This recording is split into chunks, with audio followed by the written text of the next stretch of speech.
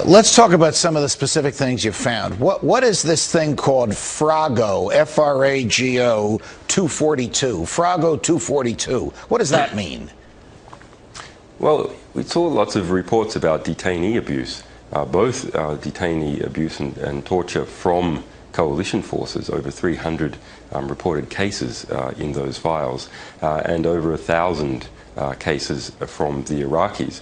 Now, Frago 242 is an order, a classified order that we managed to get hold of, which states that there is not to be any intervention if, say, a soldier sees Iraqi policemen torturing someone. There is not to be any intervention, and furthermore, there is to be no investigation without higher command asking for an investigation. All right, let me make sure I have this straight. Frago 242 is an American military order from some American superior to American troops, basically saying if the Iraqis torture or the Iraqis commit crimes, the American troops are A, to look the other way, and B, not to investigate. Is that what you're saying it means?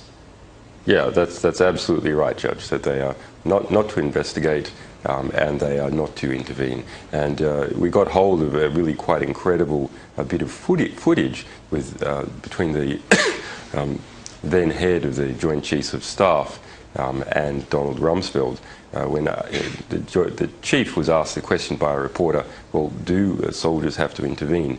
And the Joint Chief stated, yes, they do have to intervene, and was corrected by Rumsfeld. And that correction is, in fact, reflects this classified order to not intervene. Does the American government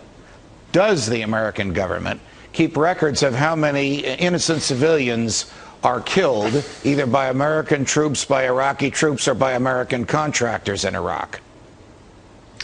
Well, the Pentagon said for years that it was keeping no such records, and that is just a lie. And this material each report has a numerical figure associated with it, and that numerical figure is the number of US forces killed or wounded, the number of Iraqi forces killed or wounded, the number of civilians killed or wounded, and the number of enemy which are insurgents or sectarians or so on, killed, wounded, and detained. The total casualty count, when we add up all those figures from each individual report in this material, right, is over 285,000 casualties. We can also see 170,000 odd detentions, and about the same level of serious woundings. It is there. They were keeping records. What is the worst information that you discovered, the most startling, the most eye-opening that you found in these 400,000 pages that you just released to the public? Well, on the one hand, it's the small events that really get you. So, I mean, a case of a young girl, which is now under the subject of, will be soon under the subject of litigation in the United Kingdom. A young girl, yellow dress, used to receiving presents from US troops. One day she is there expecting to receive a present, and a rifleman pops up out of a tank and blows her away. No reason at all. Another example is a doctor taking a pregnant woman to hospital. He is shot and killed at a checkpoint because he is driving too fast. Several examples of Were these, Julian, were these killings done by U.S. military, Iraqi military, or U.S. contractors? Yeah, in one case the case with the girl, I believe, is by British military, and the U.S. reported on the British actions. And the other case I mentioned with the woman and her doctor being shot was by US military. There's many examples of contractors, 10 new cases of killings from Blackwater, never previously been Have there been any prosecutions for the killing of innocent civilians, whether it's this doctor or the girl or anybody else, as a result of what you've exposed, or as a result of what the government knew? There has been no prior prosecution. There is we can see it starts at a law case against the British. Approximately 40 cases of wrongful death that have come out of this material. But that's only incidental. These are US reports by the US Army. They do occasionally mention the activities of others that they interact with, in this case the British. But really this needs to have a US response. It is about a US government organization and its behavior, and someone has to be accountable for all these deaths. I understand that you have another file code labeled insurance or insurance file, which may be released at some time in the future. What is in it and what is the purpose of it? Well, from when we're in difficult situations, we will release backup files, encrypted backup files of pending publications or future material that we're going through some harm minimization process for. Now, we understand the supreme historical significance of the material that we have yet to release. So this is a bit of a sort of guarantee to make sure that if we're attacked by one government or another or some criminal organization, that material has no chance of disappearing from the world, that it will be there for history. And in the case of the last insurance file we released, there's been over 100,000 copies made, distributed around the world, and all that needs to be done is the key be released to those copies by our lawyers, and that material will then be instantly available. What needs to happen, Julian, for you to give the key to the people who have this, so that this information, which I gather is pretty incendiary, in the insurance file will be released?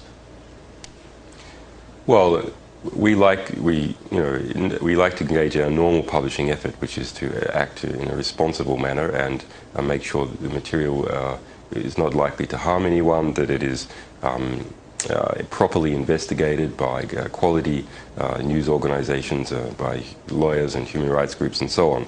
But we do understand that if it was a choice between history losing that material and therefore the rights of all those victims being occluded and simply putting it into the public domain, it is the best option to put it into the public domain.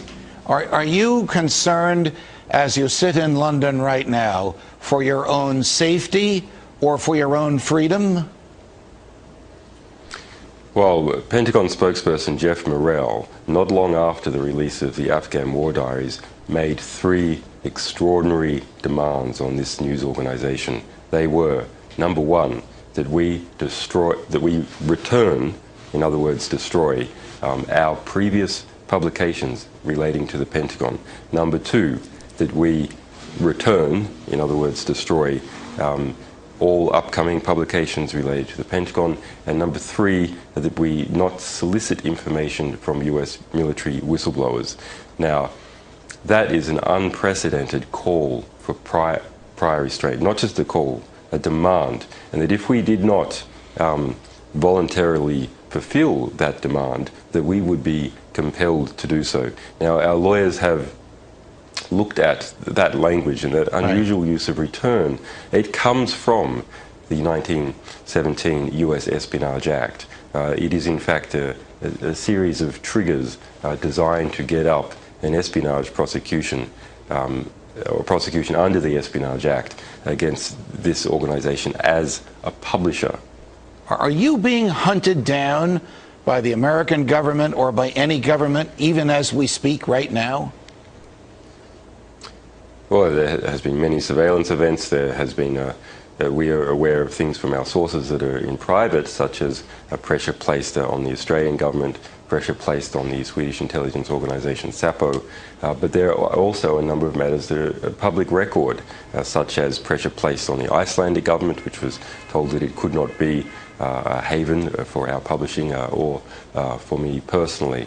The Australian Attorney General made the statement that he would assist any country anywhere in the world in prosecuting us. Now, despite that statement, just today, the Australian Department of Defence has completed its review of the Afghan war diaries and found that there was no Australian interest harm. So there is very considerable pressure being applied. We lost our credit card donation processor, Moneybookers, the second biggest credit card processor in the world, severed their contract with us 1 week after we released the Afghan war diaries. That's a significant blow to this organisation, because 2/3 of our donors' money was coming in that way. And we are an organisation that is totally supported by mums and dads and journalists and so on. The largest donation we've ever had in the past 4 years was $30,000 US. We have no foundational support. Right. It is all mums and dads that are supporting our efforts. So that's quite important. Just now we've managed to set up a new system, but that has required a lot of work, and we got a letter back from them. What was the basis under which our financial transactions were cut off? Well, we had been placed under a US government watch list and an Australian blacklist, and then there was a reference C, the current controversy relating to the Afghan war diaries. And what is life like under an Australian blacklist and a U.S. watch list? Can you go into a hotel? Can you go into a restaurant? Can you take a plane ride? Can you get on a train? Can you do anything openly and notoriously in public like free people normally do? Well, we have to be extremely careful. We have had other security problems, I mean, not just related to the United States. Two people who were working with some of our material in Kenya were assassinated last year, human rights lawyers. I was raided in Kenya in 2007 by 6 armed men.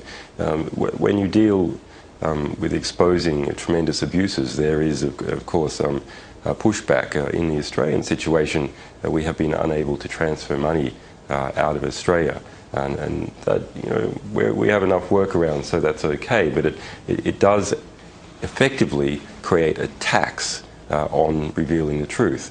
There's a reason why it's been predominantly readers and advertisers who have supported investigative journalism. There's never been a case of government seriously supporting impartial investigative journalism.